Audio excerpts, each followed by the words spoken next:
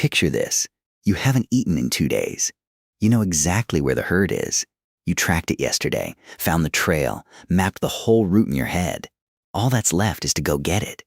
Then the sky opens up. Not a light drizzle. A hard, wind-driven downpour that refuses to quit.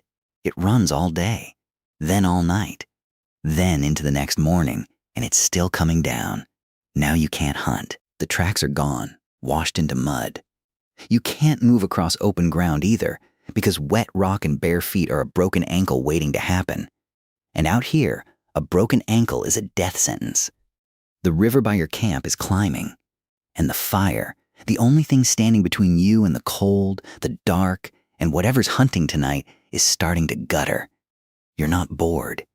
You're cornered. For almost all of human history, rain wasn't a mood. It was a threat. And what people did while they waited it out may have shaped us more than anything they did under clear skies. Rain used to be able to kill you. Today, rain means you shut the window, make a coffee, wrap up in a blanket, and put something on. It's ambient noise. It makes you drowsy before the episode even ends. 50,000 years ago, that same sound outside could take you out 3 separate ways before it stopped. Cold, a wet body sheds heat dramatically faster than a dry one. With no waterproof shelter and no real clothing, a long storm in anything under roughly 10 degrees Celsius could push a person into hypothermia in a matter of hours. And much of the ancient world, even parts of Africa at higher elevation during wet seasons, got that cold after dark. Flooding most early shelters. Caves, rock overhangs, sit near rivers or at the base of slopes, which is exactly where flash floods go. Excavators have pulled thick layers of flood sediment out of caves that people were clearly living in at the time. Some of those sites were simply never reoccupied afterward. Predators. Rain pushes animals toward shelter too, and sometimes that shelter is the cave you're already in. At several South African sites, human remains and big cat remains turn up in the same layer, and some of those human skulls carry puncture wounds that line up with leopard canines. So rain didn't just make things unpleasant, it squeezed predators, prey, and people into the same handful of dry spaces at once. And in the middle of that, one task outranked everything: keep the fire burning. Losing the fire was a real fear. Here's what made that so nerve-wracking. Before roughly 40,000 years ago, it's genuinely unclear how reliably people could strike a fire from nothing. We have evidence of managed fire going back at least 400,000 years at Cavemen Cave in Israel, and possibly close to 1,000,000 years at Wonderwork Cave in South Africa. But keeping an existing fire alive and creating a brand new one are 2 completely different skills. And for most of our history, a lot of people could only do the first.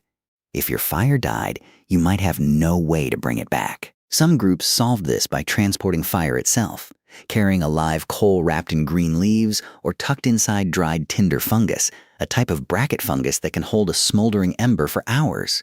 Essentially, a portable, biological lighter. We know this wasn't guesswork, because when the 5300-year-old mummy known as Ötzi was found frozen in the Alps, his belt pouch held a complete fire-starting kit. Tinder, fungus, flint, a lump of iron pyrite for sparking, and spare tinder as a backup. Even 5 millennia ago, losing your fire mattered enough that people carried dedicated gear to prevent it. So when the rain hit, shelter wasn't priority 1. The fire was. Pull it deeper into the cave. Block it from wind with hide or brush. Feed it. Not too much, not too little. Search out dead lower branches on conifers, still shielded from the rain by the canopy above and usually dry underneath. Split waterlogged logs open for the dry heartwood inside. Strip birch bark for kindling, since a compound in it called betulin lets it catch even when damp. For someone in that cave, an entire day's job might have simply been sitting by the fire and tending it hour after hour, because that fire was warmth, light, protection, cooked food, and the one thing holding the group's evenings together. Letting it go out wasn't just a mistake. It could be a death sentence for everyone in the shelter. Trapped inside, so you build things.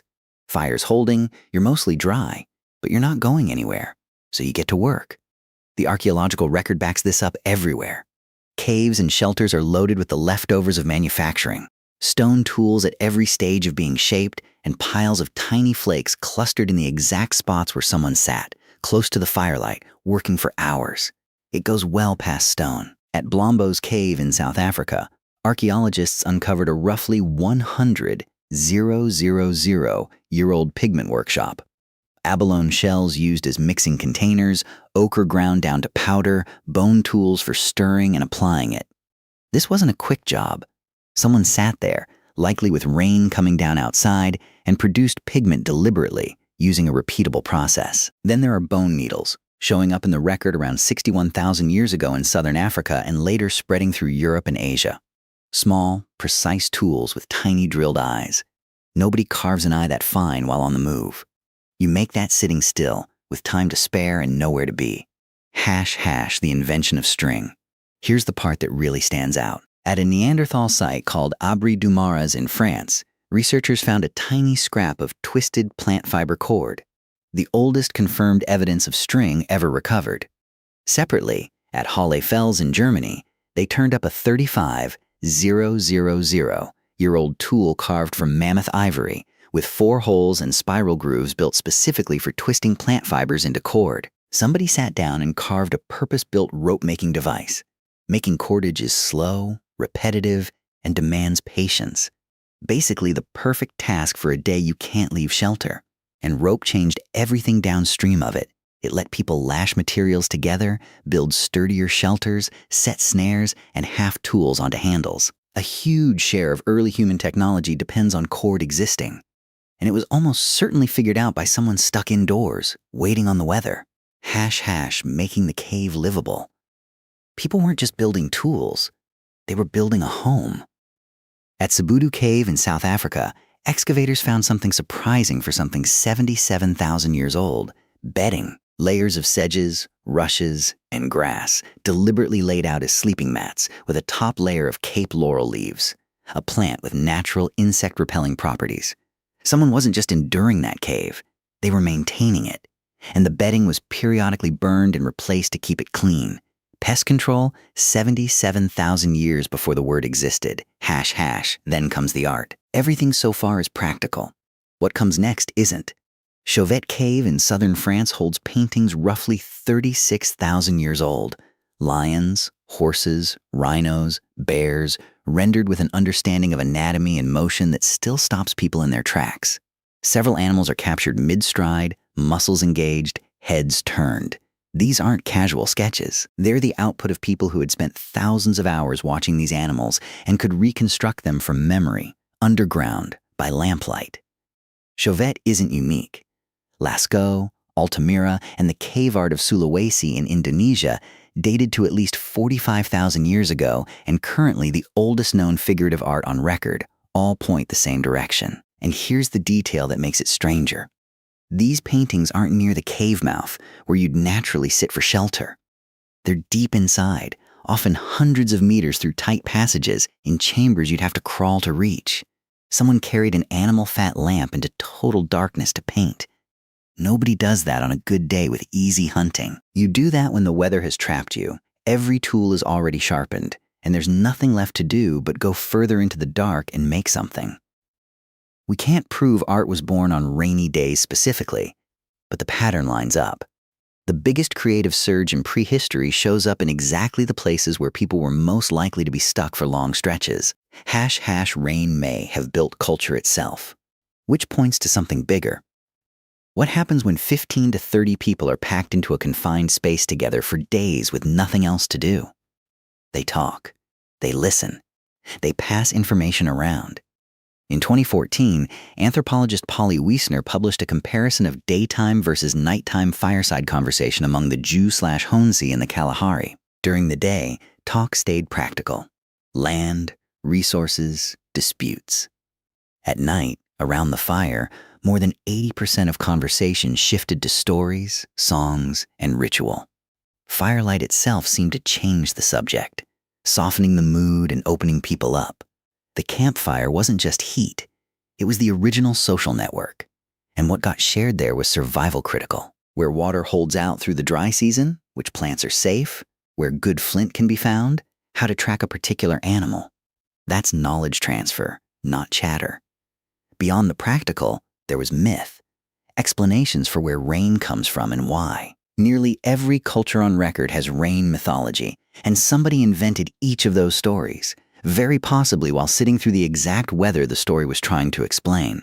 One striking example of how durable that oral transmission could be. Some of the oldest oral traditions ever cross-checked against real geology are Australian Aboriginal accounts of sea level rise, describing events from roughly 7,000 years ago. Those stories survived 7 millennia through nothing but repeated telling, which doesn't happen unless groups spent enormous amounts of time doing exactly that, together, over and over. Rainy days weren't wasted time, they were transmission time. When knowledge moved from old to young, skills got demonstrated, and the group's shared memory got refreshed. # rain also fed you. Now, the part people usually skip. Rain wasn't only bad news. Once it stopped, soft ground meant sharp, clear tracks. Some of the best tracking conditions available anywhere show up right after rainfall. Rain also meant drinking water. Natural stone basins that collect rainwater turn up near nearly every known prehistoric campsite, and some show signs of being deliberately deepened to hold more. It changed the food supply too, rather than shutting it down. Mushrooms and certain plants surge after rain. Wet soil makes tubers easier to dig. Insects surface. Termites are the clearest case. They swarm after rainfall across tropical Africa and are one of the most protein-dense foods around, requiring no tools at all, just hands. Chimpanzees still gorge on post-rain termite swarms today, and early humans almost certainly did the same, likely on a much bigger scale. # what it adds up to. So what did people do when it rained for days on end? Everything that actually mattered. They kept the fire alive, shaped the tools they'd need for the next hunt, stitched the clothing that would carry them through winter, twisted the cord that held their shelters together, ground the pigment they'd later paint onto cave walls deep underground, told the stories that carried survival knowledge forward a generation at a time. And when the storm finally broke, they stepped out onto soft ground, covered in perfect tracks, and got back to it. Rain never really slowed them down. It gave them the time to prepare for everything that came after. Every tool, every stitch of clothing, every story, every painting on a cave wall, all born out of downtime. Out of the hours when there was nowhere to go and nothing to do but sit by a fire and think. Boredom, in the way we experience it, probably didn't exist for them. When your survival depends on what your hands can produce in the next few hours while rain hammers outside, you don't get bored. You get resourceful. And that might be one of the biggest reasons we're still here.